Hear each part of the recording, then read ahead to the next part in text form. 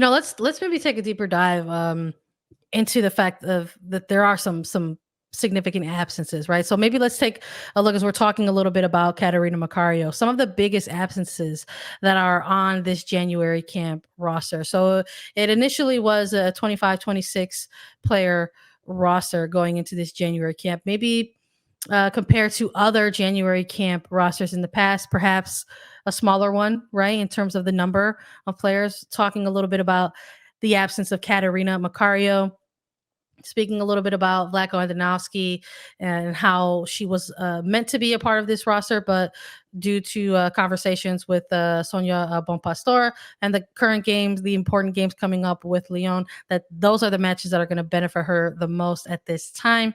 And that opened the door for these new arrivals. But it wasn't just Cat Macario, right, on this roster that people were noticing the absence. It wasn't just Julie Ertz, who has yet to sort of make her return or reintegration back with the United States women's national team. People were pointing out a number of players, somebody, the captain, right, like Becky Sauerbraun, forward Sobin Heath, Christen Press, Alex Morgan, Megan Rapinoe.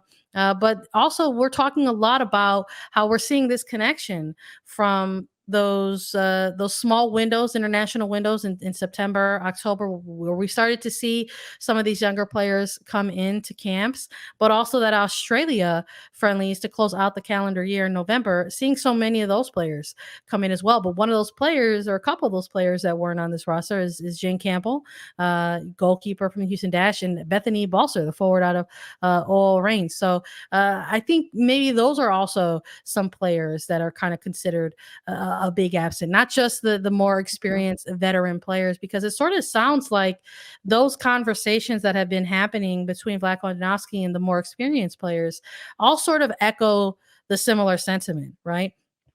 That these are players that have been with the United States women's national team for a very, very long time.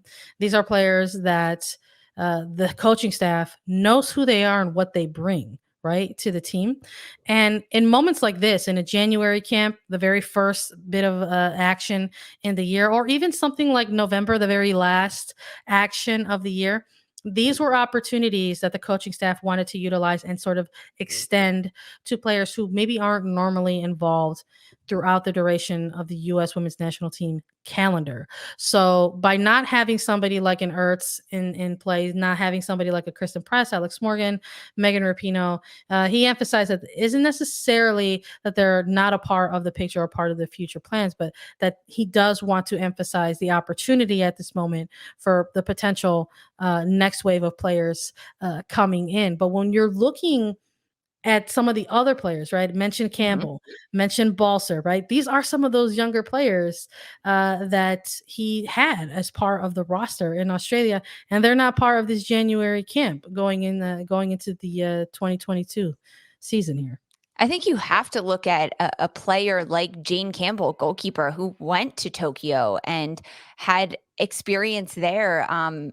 She was part of that team and called in for a certain reason, even when Alyssa Nair was healthy. But I think that it's really an opportunistic look. You can't just look at Jane Campbell, but you have to look at the end of 2021, heading to Australia, Vlatko Andonovski called in goalkeepers, Casey Murphy and Bella Bixby. Bella Bixby, goalkeeper for Portland Thorns, is not on this list, but she didn't get time to play in Australia. And Casey Murphy did. She played both games and she had a phenomenal run at the end of 2021 for this national team. So her being into this camp is hands down what needed to be done. And if that means that Jane Campbell isn't there, that's a big absence, I think. But not to say anything, because it is filled by incredible goalkeepers. I mean, having Alyssa Nair back is huge. She's a fantastic goalkeeper. And I think being sidelined for a lot of this year for Chicago Red Stars gave her a different perspective on the game and kind of what she can contribute and how she can grow. And the fact that formerly Aubrey Bledsoe, but now Aubrey Kingsbury is called in, I think that's really important because she had the Golden Glove, seen as a very, very good, talented, consistent goalkeeper for Washington Spirit. She fits the mark to kind of slot into this thing and into this roster. And for Vlatko Andonovski, he's very much about the sense of reward good behavior in that sense, or good play, good consistent play. And it's no surprise that Washington Spirit has 7 players on this national team roster because of that, because they did so well.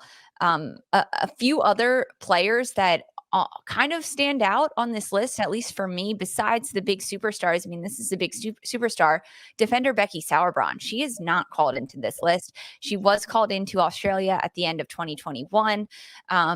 Not necessarily does this mean that Becky is off by any means, like you mentioned, Sandra, but it just provides a different look at the defenders and the back line for this national team. So when you look at the list of defenders, Alana Cook, Abby Dahlkemper, Tierna Davidson, Emily Fox, Naomi Girma, Sophia Huerta, Kelly O'Hara, and Emily Sonnet.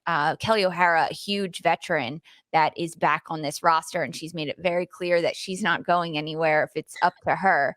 But when you look at this back line and really center backs, Naomi Girma, a number 1 overall draft pick for this roster, could she be a potential slot in alongside Tierna Davidson to learn so much in this camp? Because who are these young players going to learn from if not Becky Sauerbraun? So I think not only is there a bit of a hole without Becky Sauerbraun, but what veteran defender is going to step up and say, I'm going to take on that role of being the most vocal, of being the leader in the back line, of being the most consistent rock ahead of our goalkeepers and our last line of defense before you get to our goalkeeper in net.